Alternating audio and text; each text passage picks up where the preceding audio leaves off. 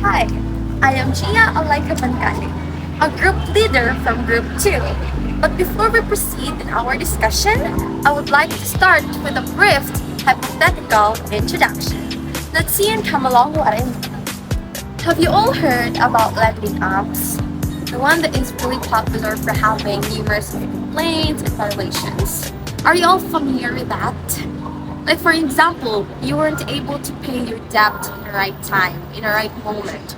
Or you have reached the due date and then instantly they will send you the death threats, or much worse, they will reach your family's contacts. Are you all familiar with that? Now, a question. What do you think is the reason why people who use lending apps have hard time paying their debt? It is because of the interest. The longer you will postpone your payment, the higher the interest means the higher the amount you will pay in the end. For example, we will delay our payment for 1 week with 15% interest. It could contribute a huge impact on your amount, on your payment at the end. But most people aren't aware of this. That's why me and my group are here to discuss thoroughly the said aspect. Good day, my name is Nino, and we are assigned with problem number 2. So if money is worth 15% compounded quarterly, find the payment of the sequence of quarterly payment of 6,000 pesos each.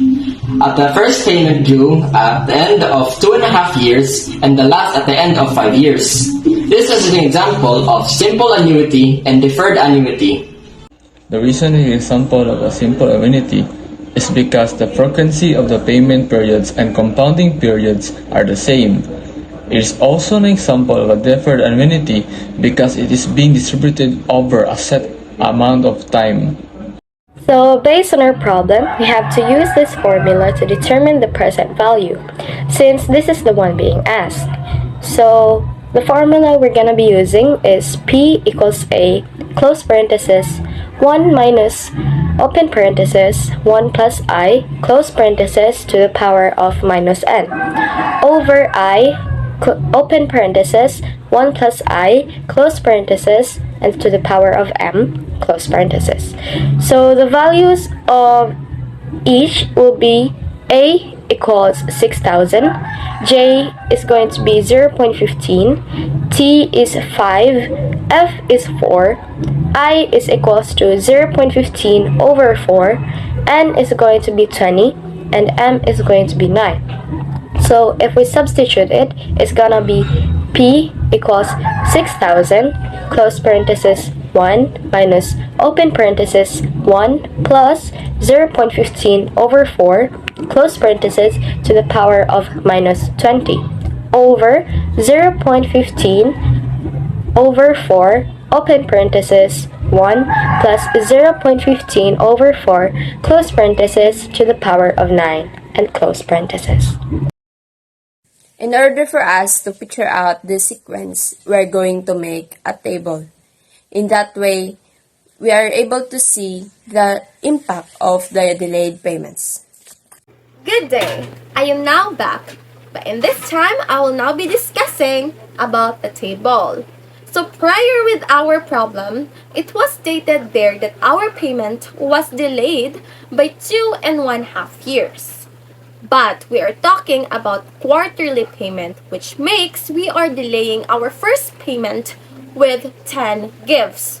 But prior to the formula of M, we have to subtract 1 from it. So it implies that we are delaying our first payment by 9 gives. So, proceeding with the table, in the second column, we could see the beginning balance. In the beginning balance, we have to start with the value of our P, which we just solved it earlier, the 54,862.45.